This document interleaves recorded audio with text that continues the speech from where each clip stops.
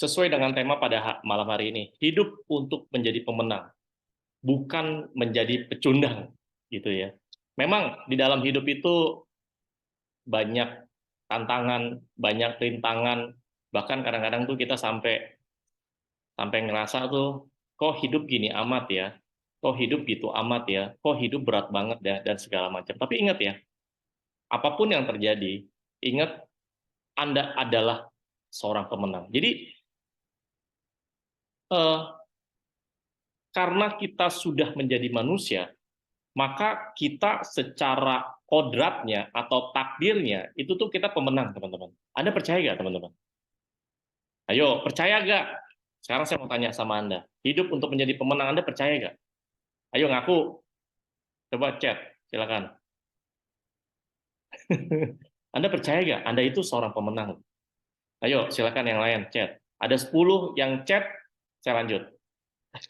Ya, sambil Anda chat, sambil saya perkenalkan diri lah ya. Saya founder LWG, sorry, memiliki pengalaman belasan tahun di bisnis MLM, ya, profil pernah masuk juga di profil bisnis majalah prioritas BCA, pernah punya atau memiliki ratusan ribu jaringan yang tersebar di Indonesia sama mancanegara, pernah juga menjadi top leader, ya, private income terbesar di dunia MLM Indonesia tahun 2013, 14, 15-an lah, kita itu ya. Dan LWG dan saya masuk menjadi anggota APLI, ya. Kalau saya jadi kalau apa, saya ngurusin di dalam organisasi APLI, ya. Sampai sekarang, teman-teman. Jadi ya harap maklum ya kalau saya sibuk sana sini gitu ya. Banyak yang saya urus. Jadi saya nggak hanya jadi founder LWG, saya juga mengurus dunia MLM yang ada di Indonesia, teman-teman ya. Oke, kita lihat yang lain ya. Coba teman-teman. Oke. Percaya pakai banget. Oke, good. Ya, jadi gini teman-teman ya. Ya, saya nggak tahu ya, yang nggak chat itu jangan-jangan nggak percaya. Saya nggak tahu ya. Tapi yang pasti gini teman-teman. Kodrat ya, manusia atau takdir manusia itu sebenarnya ketika Anda lahir, Anda itu sebenarnya Anda tuh adalah seorang pemenang. Buktinya apa? Buktinya di gambar yang ada di layar handphone Anda, teman-teman. Oke? Dari jutaan bahkan ratusan juta sel sperma, ya, hanya satu yang bisa masuk ke indung telur. Ya, dan ketika itu masuk indung telur, maka menjadi yang namanya apa? Janin. Dan dari janin menjadi apa? Bayi gitu loh. Menjadi dari bayi menjadi apa lagi? Menjadi seperti Anda sekarang. Ya, bayangkan dari jutaan bahkan ratusan juta sel sperma itu ngerebut tuh. Itu kan berlarinya kan jauh tuh ya. Lari jauh udah kayak pelari maraton gitu ya. Lari jauh dari ratusan juta, hanya satu orang ya, satu sel sperma itu yang berhasil menembus, ya, yaitu siapa? Yaitu Anda semua, teman-teman. Makanya kan ada di ajaran-ajaran tertentu mengatakan begini, sungguh beruntung jika Anda menjadi manusia, ya. Sungguh beruntung, bayangkan. Sampai seperti itu loh ajarannya. Sungguh beruntung Anda menjadi manusia. Ketika Anda sudah menjadi manusia, Anda nggak merasakan, bahkan Anda melupakan yang namanya keberuntungan Anda menjadi manusia, ya. Makanya saya bilang manusia sama dengan pemenang. Ya, kalau Anda masih sekarang mikir, aduh Natar ini gimana segala macam, saya juga ngalamin kok. Ya, ini saya mau cerita ya, teman-teman ya. Ini pengalaman hidup saya. Ya, mungkin lebih parah daripada Anda, mungkin tidak. Ya, tapi setidaknya ya saya mau sharing pengalaman hidup saya, teman-teman. Oke, hidup untuk menjadi pemenang. Ya, saya sama seperti Anda yang ketika saya lahir jadi bayi, terus jadi anak kecil, itu belum sadar atau belum belum mengetahui ya kenapa saya dilahirkan, mengapa saya lahir, dan mengapa saya lahir dalam keluarga seperti ini dan sebagainya dan sebagainya dan sebagainya. Jadi banyak banget pertanyaan-pertanyaan seperti itu di waktu saya masih kecil, ya. Bahkan bahkan saya tuh meminta sama Tuhan kalau bisa saya tuh nggak dilahirin, gitu. Ya, kita lihat sama-sama ya. Nah, ini saya, teman-teman. Ini saya waktu masih bayi, ya. Nggak apa-apa lah ya, waktu masih bayi bugil nggak apa-apa ya. Nah, ini saya itu tiga bersaudara, ya. Saya itu nomor dua, teman-teman ya. Dan saya itu lahir atau tinggal, ya lahir sih di rumah sakit ya. tinggal di rumah kontrakan yang sebelah rumah kontrakan saya itu tempat pembuangan sampah, teman-teman. Ya, orang tua saya itu meritnya merit tua sebenarnya ya, kayak mama saya itu merit di usia kurang lebih sekitar 30, terus papa saya itu merit ya, jadi selisihnya kurang lebih sekitar 5 tahun ya, 30 berarti papa saya umur 35 ya kurang lebih. Jadi mama saya umur 30. Nah, di zaman dulu ya di tahun 1980-an wanita yang merit di usia 30 itu tuh dianggap namanya apa ya? Namanya perawan tua gitu loh. Ya, sekarang pun aja kalau ada wanita yang di usia 30-an aja belum menikah aja masih dianggap, apalagi dulu gitu loh ya. Ya, tapi kalau sekarang mah udah biasa lah ya.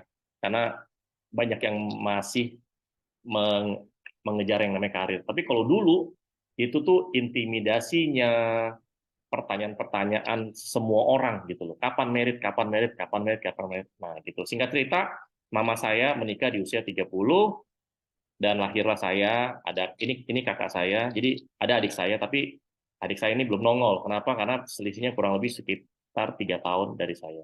Ya, jadi saya sama kakak saya itu bedanya hanya selisih 1 tahun, teman-teman ya. Ini kami tinggal di rumah kontrak yang sebelah rumah kontrakan saya, sekali lagi itu tempat pembuangan sampah. Nah, kayak seperti ini, teman-teman ya.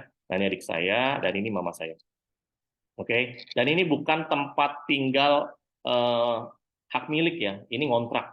Nah, di belakang temboknya ini nih, di belakang ini pas itu tempat pembuangan sampah, teman-teman ya. Sebelumnya saya udah pernah sharing ini belum ya? Kayaknya belum ya. Oke, lanjut ya. Ya, kami hidup ya waktu di sini sih ya kami hidup ya biasa-biasa saja segala macam. Namun orang tua ada usaha tapi gagal, ada usaha gagal, ada usaha gagal. Gitu ya. Singkat cerita ya kami sekeluarga itu jadi kontraktor ya, kontrak sana, kontrak sini gitu ya, teman-teman ya. Seperti itu. Nah singkat cerita ini saya dari ya mungkin ini SD ya. Kami pindah ke kontrakan lain lagi itu eh, ini kalau ini nama daerahnya di Bendungan Hilir, itu di Jakarta Pusat. Nah, karena kontrakan sudah habis, akhirnya kami pindah ke rumah kontrakan yang lebih kecil, ya, yaitu waktu itu tuh di Jalan Satria namanya, lebih lebih kecil. Jadi itu kalau masuk rumah saya waktu itu yang di Jalan Satria itu masuk dari gang ke gang ke gang ke gang, lebih kecil, ya, tapi udah tidak di dekat dengan pembuangan sampah. Cuman gangnya kecil banget, hanya bisa muat itu motor aja. Kalau kayak bajai, apalagi mobil itu nggak muat. Gitu. Nah singkat cerita dari rumah kontrakan yang di Jalan Satria, kami juga pindah ke Pademangan, gitu ya. Jadi pindah-pindah lah jadi kontraktor gitu teman-teman ya. Nah ini di Pademangan. Nah Pademangan ini kami bersyukur ya ada saudara yang bantu sih sebenarnya. Jadi kasih tempat tinggal karena kasihan ya. Jadi kasih tempat tinggal karena kasihan lihat orang tua saya satu keluarga itu pindah-pindah terus gitu loh. Jadi ada adik dari papa saya itu ya udah lumayan usahanya kerjaannya, akhirnya dia belikan rumah untuk eh, orang tua saya. Jadi kami tinggal di sini tuh 15 tahun. Tapi tetap ya, ini rumah bukan rumah orang tua saya, hanya dikasih pinjem aja. Ya, tapi memang setelah 15 tahun kemudian, ketika saya sebagai anak dari orang tua saya itu sudah punya uang, akhirnya saya eh, beli rumah ini. Ya, waktu itu paman saya itu beli sekitar 50 juta ya. 15 tahun kemudian itu saya beli sekitar 400 jutaan. Oke. Nah, tapi ini juga udah saya jual sih. Udah saya jual berapa duit ya? Mungkin sekitar 700 deh. Ya ada keuntungan lah. Gitu ya. Nah, ini saya waktu masih SMA, teman-teman. Oke, ini saya SMA, lihat ya. Ya, kurus, terus gayanya kayak begini, leher panjang, ya. Terus apa ya? Hitam gitu loh, teman-teman ya. Padahal saya aslinya kan putih ya, tapi dulu hitam. Mungkin ya memang karena kena jemur dan segala macam sih, teman-teman. Gitu ya. Nah, ini SMA-nya saya ini parah sebenarnya. Kenapa? Sering bolos. ya Badung sering bolos dan segala macam. Ya masih mulai zaman-zamannya dugem nih teman-teman ya. Jadi sering dugem segala macam. Ya saya mulai dugem-dugem tuh ya karena pergaulan dari SMA sampai saya kuliah. Itu saya kuliah semester sampai semester 2 atau 3 lah gitu ya. Ya mungkin 2-3 tahun lah dugem. Ya, dugem terus pakai narkoba dan segala macam. Nah, ini. Oke. Nah, ini sisi lain saya ya, teman-teman ya. Nah, eh ini saya masih kurus juga. Ini adik saya nih, nggak tahu nih fotonya pas dia lagi beler gitu ya. Nah, ini saya lulus kuliah itu di tahun 2006, teman-teman ya. Puji Tuhan, alhamdulillah saya bisa lulus ya. Padahal waktu saya pertama kali masuk kuliah itu tuh saya ya masih suka dugem segala macam, bolos-bolos mau segala macam.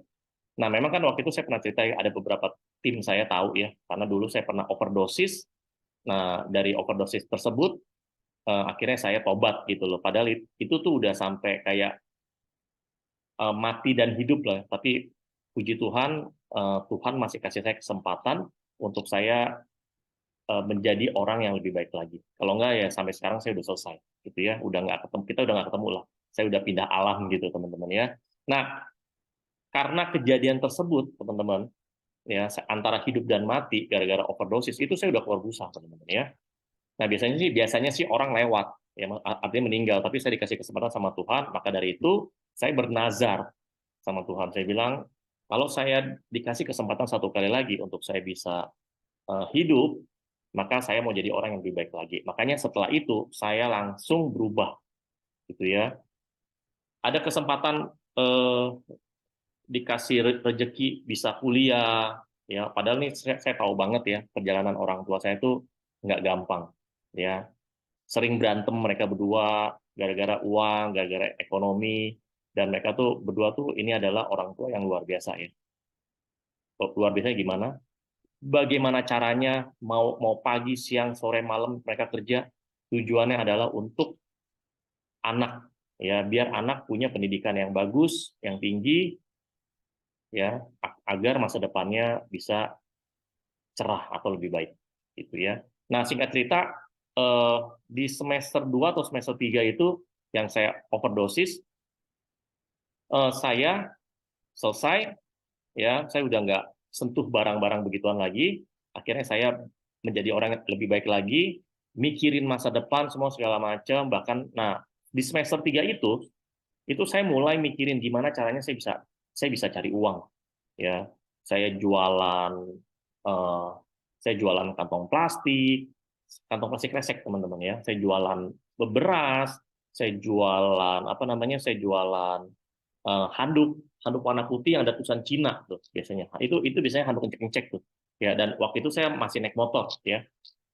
Pokoknya yang penting dapat duit deh, mau kerja apapun, yang penting halal. Ya, saya pernah jualan es batu juga, es batu. Saya masukin ke ini, ke warung-warung, saya masukin ke restoran, ya restoran yang kayak di Pademangan, restoran pinggir jalan gitu. Nah, itu saya anterin tuh pakai motor. Bahkan saya juga pernah jadi tukang ojek, teman-teman ya, tukang ojek bukan kayak Gojek atau Grab yang umum gitu ya. Ya, saya ngojekin teman saya. Ya, jadi dia kalau kerja pergi sama pulang itu selalu naik ojek. Saya bilang, gua aja yang jadi ojek lu deh. Jadi pagi saya nganterin teman saya, pulang saya jemput. Itu kurang lebih sekitar 1 bulan. Saya pernah jadi seperti itu, teman-teman. Gitu ya. Jadi apapun saya kerjain. Saya pernah juga jualan koran, ya. Tapi saya stop. Kenapa? Mama saya ngomel-ngomel. Masa lu jualan koran? Jadi saya lempar tuh. Dulu kan masih zaman koran tuh ya. Ada koran Kompas, Pos Kota, lampu merah segala macam. Itu tuh saya lempar-lemparin tuh ke ke ke rumah-rumah tuh. Gitu. Karena kan udah langganan ya, tapi di stop sama mama saya karena mama saya nggak suka gitu ya. Nah, singkat cerita mulai semester 4 atau semester 5 karena saya sudah mulai dapat hasil meskipun nggak banyak ya, saya bilang sama mama saya bilang sama papa saya, mulai sekarang saya sendiri yang bayar biaya kuliah saya atau uang kuliah saya sendiri yang bayar. Jadi saya udah nggak minta tuh sama orang tua saya. Ya, semester 4, 5, 6, 7, 8, 9 itu saya bayar sendiri semuanya. Ya, dari apa? Dari hasil kerja saya, teman-teman. Waktu itu masih naik motor, mana-mana naik motor segala macam. Makanya lihat aja. Ya, muka saya, tangan saya hitam semua. Gitu ya. Dan ini saya kurus nih. Waktu itu berat badan saya mungkin sekitar 40-an. Teman-teman, ini tahun 2006. Oke. Dan puji Tuhan juga saya lulus, ini kan saya kuliah di BINUS ya. Saya lulus tahun 2006. Oke, itu 9 semester, jadi kurang lebih sekitar 4,5 tahun, teman-teman. Gitu ya. Oke. 2006 berarti udah sekitar 17 tahun yang lalu ya. Waktu itu cepet banget ya. Nah, singkat cerita, setelah saya lulus kuliah, itu ada teman saya yang nawarin saya bisnis MLM. Ya, waktu itu saya nggak ngerti MLM itu apa, segala macam. Bahkan saya pernah anti MLM. Ya, karena saya pikir ini bisnis yang nggak jelas, segala macam ya. Disuruh jual-jualan begitu ya. Tapi karena saya saat itu sadar saya mau sukses, saya mau berhasil, ya maka saya apapun peluang yang ada di depan saya itu saya cobalah gitu ya. Bahkan saya pernah nih teman-teman, saya pernah jualan burger ya, jualan burger itu saya taruh kayak kayak gerobak di depan gitu ya. Gerobak di depan itu taruh di depan Alfamart. Jadi di Pademangan itu ada satu Alfamart. Nah di depan itu boleh jualan. Nah itu saya sewa tempat di depan. Nah itu kurang lebih berapa lama ya? Sekitar 1,5 tahun lah. Waktu itu saya beli franchise-nya ya murah sih, nggak mahal waktu itu, sekitar antara 1,5 juta atau 2 juta gitu ya, burger gitu ya. Saya bikin sendiri semua segala macam. Nah kalau mulai rame, baru ada karyawan ya, mbak-mbak gitu ya, masakin semua segala macam ya, dapat berapa puluh ribu, dapat berapa ratus ribu nggak apa-apa, yang penting halal gitu teman-teman ya. Nah seperti itu. Nah singkat cerita saya jalanin MLM. Waktu itu ada teman saya yang nawarin saya MLM, itu namanya Daniel. Ya itu teman sekolah saya. Ya namanya Daniel, saya masih ingat sampai sekarang.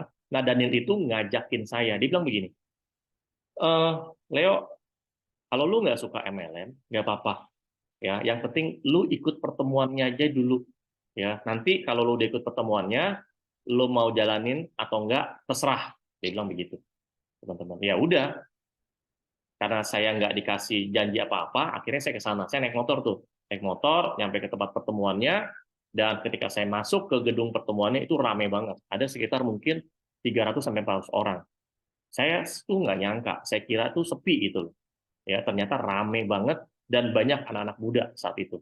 Ya dan semuanya pakai jas semuanya teman-teman ya. Nah, saya ketika saya masuk, saya duduk paling belakang itu di sebelah kanan, saya masih ingat. Dan saya lihat tuh ya, ada pembicara jelasin produk, jelasin marketing plan, jelasin company profile dan segala macam, dan biasanya terakhir itu kan ada yang impact ya. Impact itu maksudnya orang yang mencapai peringkat tertentu dia cerita maju ke depan. Wah, seru banget lah. Ya, seru banget. Nah, ketika ada salah satu pembicara yang impact itu ngomong, kalau saya bisa, maka Anda pun juga bisa. Dia bilang begitu. Karena kita berada di kendaraan yang sama, berada di produk yang sama, marketing plan yang sama, tinggal mindset-nya aja Anda. Kalau Anda mau berhasil, maka Anda pasti berhasil. Seperti itulah kurang lebih ceritanya. Ya. Nah, di situ tuh saya langsung, oh iya ya, kalau mereka berhasil, saya juga berhasil karena sama-sama makan nasi gitu. Dan si pembicara itu bilang, di sini kita tuh kerjanya bukan sendiri, kita tuh kerjanya tim. Dia bilang seperti itu. Nah, kalau kerjanya tim, masalah seberat apapun itu jadi ringan. Bahkan masalah seringan apapun itu jadi nggak ada masalah gitu loh. Karena kerjanya tim, saling melengkapi. Jadi super tim, bukan Superman. Nah, dari situ tuh saya dapat pencerahan. Oh iya, benar juga ya. Saya ini kan pengen maju, saya kan pengen berhasil, pengen sukses, pengen jadi orang kaya gitu loh. Karena saya selama hidup saya itu susah mulu gitu, ya susah mulu, ya serba keterbatasan teman-teman, serba kekurangan. Ya bahkan waktu saya kecil itu saya bantuin mama saya itu jualan susu kacang. Jadi mama saya jual kue susu kacang itu di depan pasar. Waktu itu namanya pasarnya Pasar Raja Wali. Oke. Jadi sewa tempat, sewa lapak itu jualan susu kacang, jualan ya kue-kue basah gitu loh. Oke. Nah, dan saya lihat sendiri, mama saya sama papa saya itu bikin susu kacang itu dari kacang kedelai, terus pakai apa kain warna putih diperes-peres. Nah, saya juga bantuin peres-peres semua semua segala macam. Nah, akhirnya saya sama mama saya itu, sama papa saya itu, kami pergi ke pasar dan jualan deh di sana. Kalau habis dagangannya ya puji Tuhan, alhamdulillah. Kalau nggak habis misalkan susu kacangnya, ya udah kami sekeluarga yang minum sisanya seperti itu. Dan di rumah juga eh, mama saya itu jualan es mambo. Kalau kalau di perkampungan itu kan kalau jualan es mambo itu kan masih laku ya. Nah, mama saya itu jualan es mambonya berbeda dengan yang lain. Kalau yang lain itu pakai gula biang lah segala macam. Nah, kalau mama saya itu pakai gulanya gula apa waktu itu dia. Pokoknya alami deh gitu loh. Nah, akhirnya tuh jualan es mambo yang mama saya punya, itu saya yang jualin tuh. Ya saya karena saya sering di rumah, ya saya tungguin tuh ya. Jadi tempel di kertas tuh. Ya, di depan rumah tempel. Jualan es mambo. Waktu itu berapa tuh harganya tuh? Rp500 atau Rp100 gitu loh. Jadi masukin kaleng duitnya. Nah, itu tuh waktu saya kecil seperti itu. Pokoknya apapun yang menghasilkan yang jadi duit jalanin aja gitu loh. Ya, jadi nggak ada yang namanya gengsi-gengsi. Ya karena memang dari dulu susah, dari dulu juga miskin, jadi ngapain ngapain gengsi.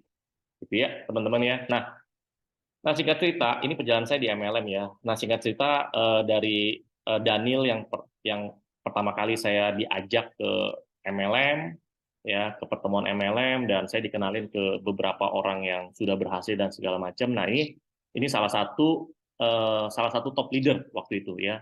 Ini namanya siapa ya? Aduh, saya lupa lagi namanya ya. Ini saya ke rumahnya itu di daerah Kelapa Gading, teman-teman ya. Jadi kayak ada home meeting namanya ya. Jadi ada presentasi, tapi presentasinya bukan di tempat acara, tapi presentasinya tuh di rumahnya. Nah, rumahnya waktu itu di Kelapa Gading itu saya lihat, wah rumahnya mewah ya, bagus ya. Padahal sebenarnya nggak gede-gede juga sih, gitu ya. Nggak gede-gede juga. Tapi kalau dibandingkan saya dulu, yang saya tinggal di Pademangan, jadi gini loh, saya tinggal di Pademangan itu ya, antara antara ketinggian jalan di depan sama rumah saya itu lebih rendah rumah saya. Jadi kalau di Pademangan itu ada hujan dikit, itu rumah saya pasti masuk masuk air, artinya banjir gitu. Bisa banjirnya itu sedengkul, bahkan bisa sampai sepaha. Itu kalau itu udah langganan banjir, teman-teman. Nah, ketika saya masuk ke rumah beliau, nih salah satu orang berhasil di MLM tersebut, itu tuh saya tuh pegang-pegangin tuh temboknya tuh. Aduh, amin deh, amin, amin, amin. Semoga saya bisa ke depannya saya bisa berhasil, semua segala macam, saya bisa punya rumah ini. Bahkan saya minta foto juga. Jadi beliau ini punya koleksi mobil-mobil mewah gitu loh. Nah, akhirnya juga saya foto. Ya beginilah. Ya, kayak kayak ya semua orang ya kalau ketemu orang berhasil kan pasti minta foto kan. Nah, ini saya juga sama. Dulu saya seperti ini, teman-teman. Lihat aja tuh, saya kayak cek-cek kan kurus, terus pakai pakai kemeja kayak begini ya. Ya kayak begitulah, teman-teman ya. Gitu. Ya. Berapa kali saya ikut pertemuannya di rumahnya, ya. Dan orangnya sangat low profile. Ya. Nah, ini tahun 2008, teman-teman ya. Saya di MLM. Yang pertama ini upline leader saya. Jadi di atasnya Daniel itu ada beliau. Oke. Namanya Pak Happy saya panggilnya. Nah, Pak Happy ini eh, tinggalnya di Bogor. Ya, dan ini orangnya sangat keras. Ya, didikannya keras, teman-teman. Ya. Jadi kalau beliau datang ya, hanya dari Bogor ke Jakarta, itu saya harus kumpulin berapa puluh orang. Ya, selalu ditanya, lu kumpulin berapa orang? Kalau kumpulin cuma 2, 3, 4, 5 orang dia nggak mau. Harus minimal tuh 20. Makanya dulu tuh tahun 2008 MLM itu tuh seringnya tuh bikin acara tuh home meeting. Nah, kalau MLM zaman sekarang itu kan bikin acaranya tuh kan seringnya di kafe, di mall, Starbucks, ya coffee shop lah seperti itu. Nah, beliau saat itu tuh dapat dapat dapat reward ya mobil Mercy 2008. Nah, di sini saya diajak untuk penyerahan mobilnya. Wah, seru banget deh, teman-teman. Seru banget, luar biasa. Ya, saya bilang sama Pak Happy ya, Pak, someday saya bisa punya Mercy, Pak. Ya, doain ya Pak ya. Oh iya dong, pasti dong. Nah, kalau upline leader yang benar kan kayak begitu. Pasti kita saling mendoakan, pasti kita saling support, saling motivasi, saling menginspirasi. Dan pertama kali saya masuk ke dalam mobil Mercy, saya bilang enak banget ya. Padahal sebelumnya itu tuh saya tuh nggak pernah masuk, bahkan kepikiran mimpi punya mobil tuh nggak. Gara-gara Pak Happy itu ngajakin saya, ya pegang mobil dan bahkan masuk mobil Mercy. Oh ternyata mobil Mercy seperti ini. Aduh, ini sebuah apa ya namanya? sebuah keberuntungan ya, sebuah kayak ya anugerah mungkin bisa dibilang. Saya bisa diundang dari sekian puluh ribu membernya dia, saya salah satunya yang diajak untuk konvoy. Jadi habis dapat mobil kita konvoy itu keliling gitu teman-teman ya. Mobil Mercy 2008 loh. Nah ini saya ya teman-teman ya, masih ya gini lah pakaiannya ya. Gitu ya. Nah ini atasannya ya. Ini jadi upline leader saya Pak Happy, di atasnya lagi ada namanya Pak Luis. Nah Pak Luis ini juga top leader juga, ini juga yang sukses di MLM tersebut, dan beliau ini banyak koleksi mobil-mobil mewah. Nah ini ada di sebelah saya ini namanya mobil BMW seri 6 ya. Jadi singkat cerita gini, saya dan tim saya waktu itu dan ada tim-tim lain waktu itu tuh kita konvoy gitu ya, menuju ke Bandung ke rumahnya beliau. Ini namanya Luis Tendia. Beliau ini tinggalnya di Bandung. Ya, ini istrinya nih. Yang tadi ini istrinya. Jadi rumahnya ada di mana-mana.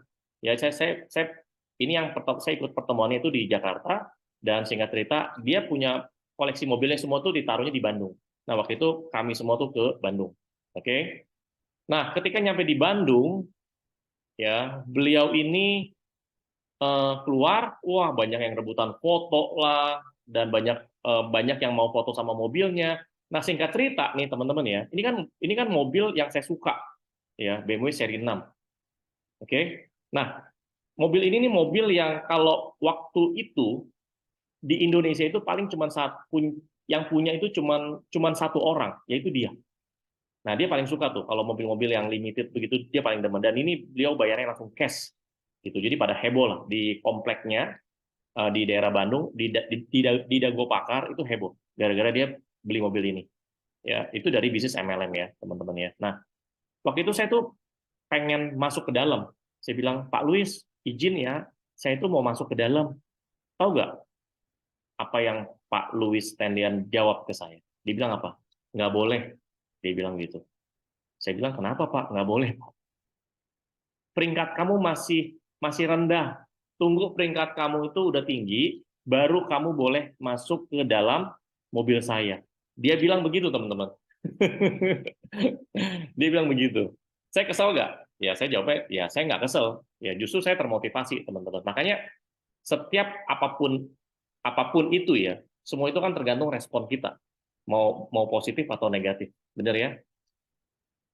Nah itu saya jadikan motivasi, saya jadikan inspirasi juga ya. Saya bilang someday saya bisa punya mobil yang sama seperti Pak Luis, dan memang puji Tuhan ya, saya pernah punya mobil ini ya, BMW seri 6 itu warna putih ya. Beliau kemarin beli BMW i8 yang hybrid ya, puji Tuhan juga saya pernah beli, tapi memang saya udah nggak pernah posting lagi sih saya beli mobil ini, tuh udah nggak pernah karena udah lewat masanya ya teman-teman ya. Kalau buat saya sekarang ya, atau berapa tahun lalu udah lewat masanya lah, maksudnya uh, udah nggak flexing lagi lah ya. Saya beli ya saya pakai, ya udah nggak saya pamerin, maksudnya saya beli saya pakai ya udah nikmatin sendiri aja gitu ya, nggak perlu lah. Nah itu saya ya. Nah akhirnya ya ini BMW seri 6 ini saya beli. Itu saya juga pernah punya S-Class, punya punya Lexus. Ya itu saya dulu lah, saya hobi mobil, tapi sekarang saya udah bosen ya, setahun ganti, 2 tahun ganti seperti itu.